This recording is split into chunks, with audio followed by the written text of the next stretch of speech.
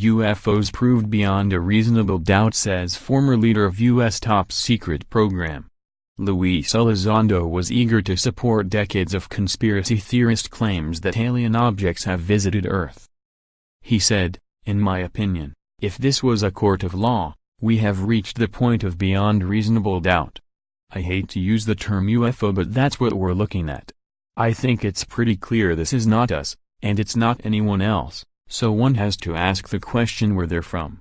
It was recently revealed that from 2008 to 2011, the U.S. government spent $16.4 million, $22 million, on the Advanced Aerospace Threat Identification Program, AATIP, an initiative designed to investigate UFO sightings.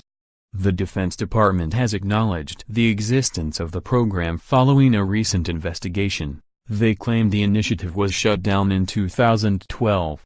However, the former head stated that he worked on AATIP until he resigned in October 2017. In a letter to U.S. Defense Secretary Jim Mattis, he wrote, "Why aren't we spending more time and effort on this issue? There remains a vital need to ascertain capability and intent of these phenomena for the benefit of the armed forces and the nation." He added, "I'd say bolster the program. We want NASA to find life on different planets, but we have highly educated pilots here and they're seeing something they can't understand." The program was launched in 2007. Mr. Elizondo also explained it took a comprehensive approach to reports of unidentified objects and that hot spots were found that emitted a series of incidents. He told The Telegraph, "We took a very comprehensive approach. Nothing was too small to investigate. It was enough where we began to see trends and similarities in incidents. There were very distinct observables. Extreme maneuverability, hypersonic velocity without a sonic boom, speeds of 7,000 to 8,000 miles per hour, no flight surfaces on the objects. A lot of this is backed with radar signal data, gun camera footage from aircraft, multiple witnesses." Mr. Elizondo calmed fears following the shocking revelation by explaining that the unidentified objects never displayed actions of hostility. He claimed, "There was never any display of hostility but the way they maneuvered, in ways no one else in the world had. You have to be conscious something could happen." The Incredible Conspiracy reveal earlier in this week detailed video and audio of UFO incidents that were obtained by the U.S.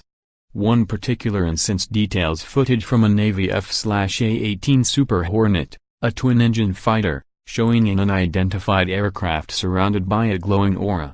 The object traveled at a high speed and rotated as it moved. The pilots on board are captured as saying there's a whole fleet of them.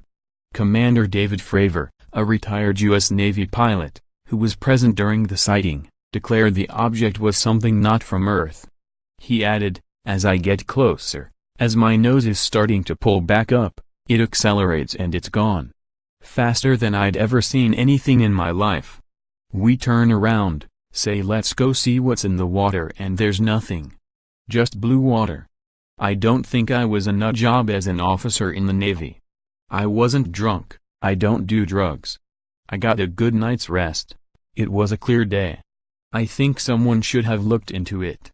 Having talked to some of the other folks, it's a big frustration that it's coming out now and wasn't discussed back in 2004. The former pilot described the unidentified ship as looking like a white Tic Tac, about the same size as a Hornet, 40 feet long with no wings. Mr. Elizondo credited the former pilot as a national hero for describing the disturbing encounter. He stated, "The social stigma about this is unbelievable, it's very challenging. There are many other Commander Fravors out there who have come forward to us, but he's brave enough to discuss his experience publicly."